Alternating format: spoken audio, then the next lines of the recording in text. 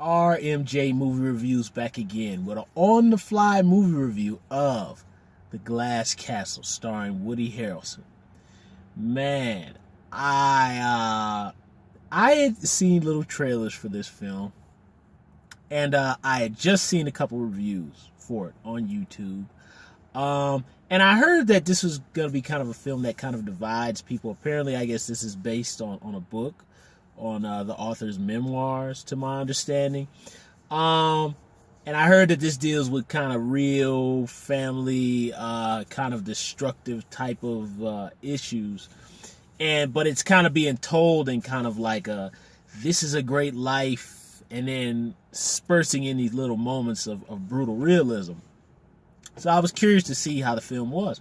I really enjoyed the film. You know what I mean? I can actually sit up here and say I love the film. I thought it was fantastic. As far as I'm concerned, the issues that they talk about in this film is 100% to the T, authentic to the core. Authentic to the core. I can tell you just about at least half of my friends and half of my family members have lived the life that this little girl lives. And matter of fact, and I will say, even if you didn't live, if you didn't have two destructive parents, or lived in an abusive household, or a homeless life as a kid, or, even if you didn't live that sort of life, there is still something in this film for everybody, I feel. Performances. Woody Harrelson always knocks it out the park. I mean, that's Woody from Cheers, man. Woody from Cheers from my age group. I mean, he always hits on all cylinders, man. I mean, fantastic performance in War for the Planet of the Apes. Another great fantastic here. He knocks it out the park. Everybody in this movie, from top to the bottom, is fantastic. I love everybody's performance. I felt the performances were very realistic. Kind of digressing to real life and relating it to the film.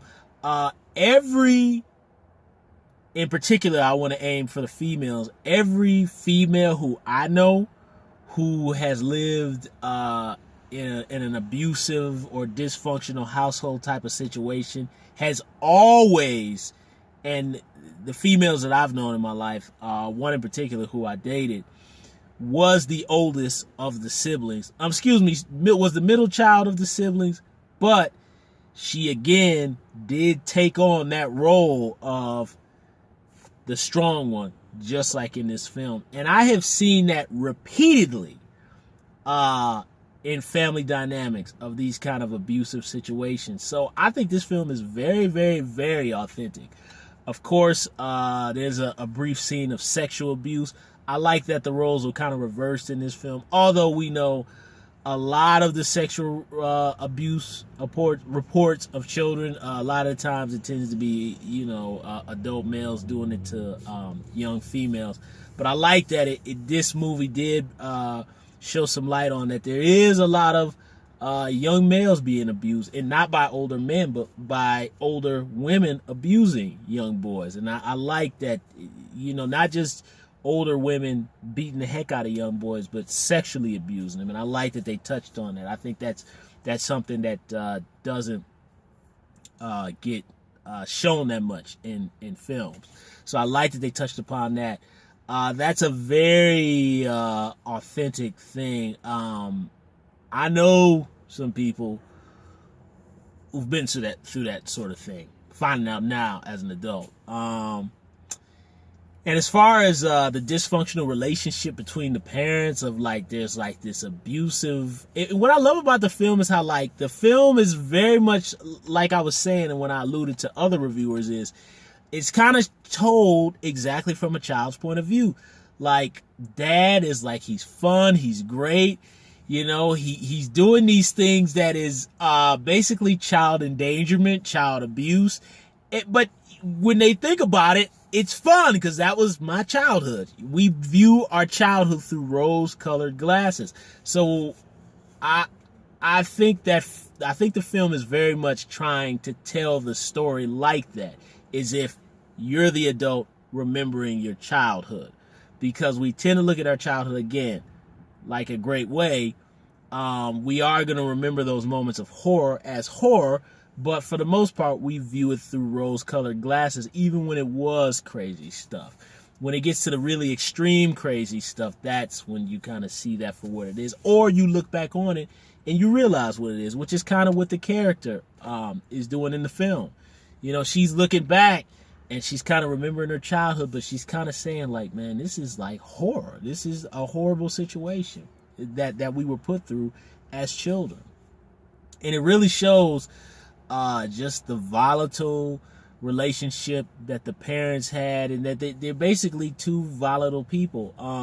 You know, the mother is kind of very more, you know, passive and kind of aloof, you know, to her husband's dysfunctional ways. She's basically, you know, she can't live without the man, you know, and he is a damaged person anyway, and you just see just his complete dysfunction of how, like, he, you know, and he's an alcoholic, so he's already dealing with internal issues that he doesn't want to deal with, so he kind of has this imagination of fighting through things. And I love that through line throughout the film of that the things that could destroy us actually really make us stronger. I love that theme throughout this movie. You know, other, of course, films kind of butter it up a little bit, but I do think that is, you know, true to an extent. And I love how the movie does show that it reaches a point where, okay, now I got a decision to make. That which can destroy me is either going to destroy me, or I'm going to make my decision to get away from this whole thing. And I think when people really relate that, especially back to their parents as you get older, I think that's a situation that every single one of us can relate to, whether your parents were abusive or not. But still, all of us have our lot. All of us have something. So even if you can't relate to the abuse and the Woody Harrelson being an alcoholic and all that stuff, I still think we all got something that we're dealing with, some demon that we're struggling with to fight through. And I think the film represents that very well. I love the way the film does that. And I like I said, I really love the fact that, you know, you're faced with that choice. You know, and then the choices all kind of go to all the siblings. You know, they all start making their choices. Are they going to stay to deal with, really, because the cancer of the situation is dad. Mom might be okay, but, you know, she contributes to it by just being aloof, you know. So I just think this film is fantastic. I absolutely loved it. I will be buying this film on Blu-ray, and I really hope there's a commentary for it. Now, keep in mind, this is dark stuff, you know what I mean? But it's real. It's real. You know what I mean? Family life ain't always the Cosby Show, and it's not always family ties. You know, there's dark stuff that happens in life. You know, now whether you choose to let it take you out, or whether you choose to take another path later on in life, your decision. But I love this film, man. I really think this is just a solid 10 out of 10. I think this is fantastic filmmaking.